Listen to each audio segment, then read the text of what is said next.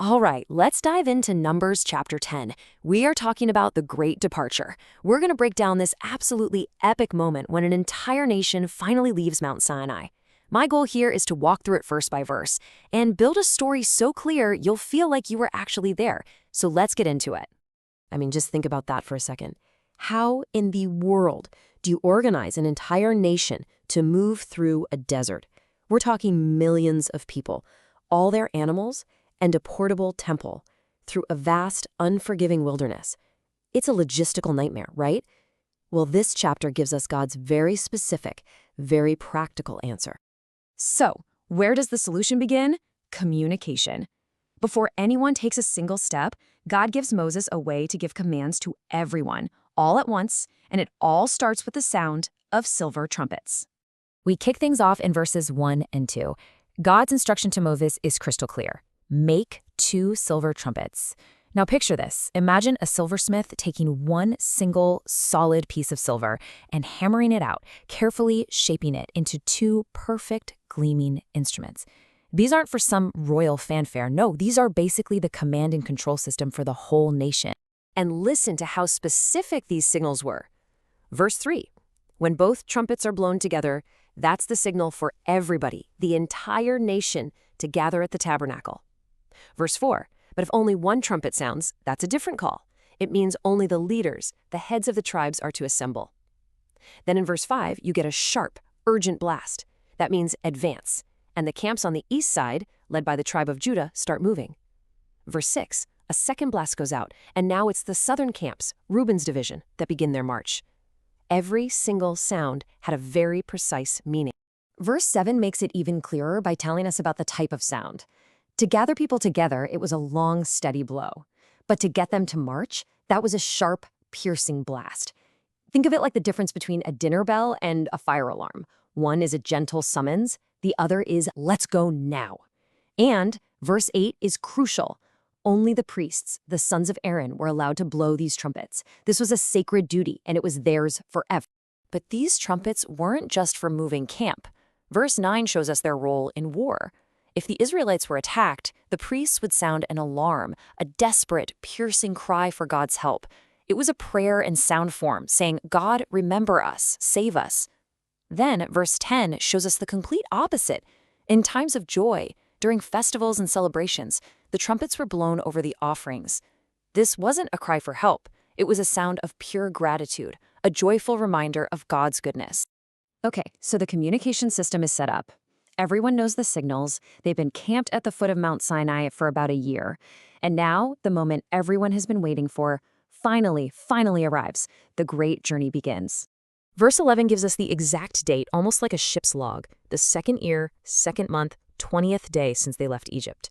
And the signal to go isn't a trumpet this time. It's visual. The divine cloud that hovered over the tabernacle lifts. Can you imagine the collective gasp for millions of people as they see it start to move? Then, in verses 12 and 13, it happens. They break camp for the very first time, leaving Sinai behind and heading out toward the wilderness of Paran, following that cloud. So who goes first?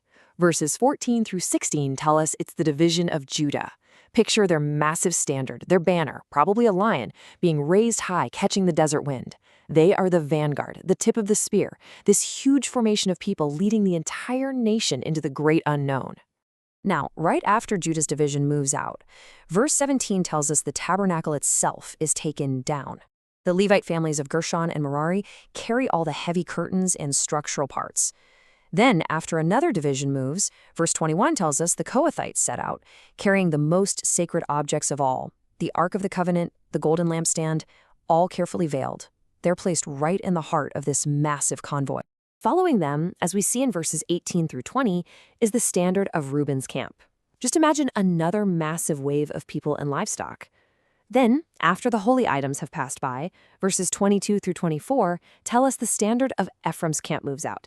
You really have to picture this as a massive, miles-long river of humanity, flowing through the desert in this perfectly organized, divinely ordered formation. And finally, verses 25 through 27 tell us who brings up the rear. It's the camp of Dan. Their job is absolutely crucial. They are the rear guard, protecting the entire nation from behind and probably gathering up anyone or anything that might have fallen behind. Verse 28 just sums it all up beautifully. This wasn't chaos. This was the precise, established order of their march. Now, in the middle of all this epic movement, this massive logistical operation, the story suddenly zooms in. It becomes incredibly personal, focusing on a quiet, human conversation between Moses and his brother-in-law. Verse 29, Moses goes to Hobab and makes this incredibly generous offer. He says, "We are setting out for the place the Lord promised us. Come with us, and we will treat you well, because God has promised good things for us." It's just this really hopeful, open-hearted invitation. But in verse 30, Hobab's answer is simple and firm. "I will not go." You can just picture his face. He's not being difficult. He's just decided. He says, "I will depart to my own land and to my relatives." That pull of home, of family, it's just too strong for him. And this is where Moses' tone totally changes. In verses 31 and 32, he pleads with him, "Please do not leave us." He's being vulnerable here. He basically says that even though God is guiding them, Hobab knows the desert like the back of his hand. He knows where to find water, the best places to camp. Moses says, "You can be our eyes." Then he doubles down on the promise. Whatever good the Lord does for us, we will do for you. You know what's interesting? The Bible doesn't actually tell us what Hobab decided to do. It just leaves us hanging.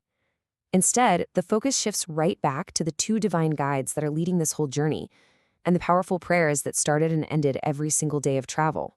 So verses 33 and 34 paint this incredible picture for us. As they traveled for 3 days, the Ark of the Covenant, that sacred golden box, went ahead of the entire nation, like a divine scout, searching out the next safe place for them to rest. And all the while, the cloud of the Lord was right there, over them by day, like this constant, visible canopy of God's presence and protection. And in verse 35, we get to hear the prayer that kicked off every single travel day. Whenever the ark was lifted up to begin the march, Moses would cry out this powerful warrior's prayer. "Rise up, O Lord, let your enemies be scattered, and let those who hate you flee before you." It's a plea for God to clear the way and protect them from anything that might stand in their path. And then, in verse 36, when the ark was set down at the end of the day's journey, the prayer would change completely. It becomes this peaceful, gentle request for God's presence to settle back down and dwell among his people. "Return, O Lord, to the many thousands of Israel." It's just a beautiful, perfect bookend to their travels. This whole chapter is about moving forward into the great unknown, but doing it with clear signals and a tangible sense of divine presence. And it leaves us with a really powerful question for our own lives, doesn't it? When everything feels uncertain, when you're facing your own wilderness, what gives you the courage to move forward? What are the signals you're listening for?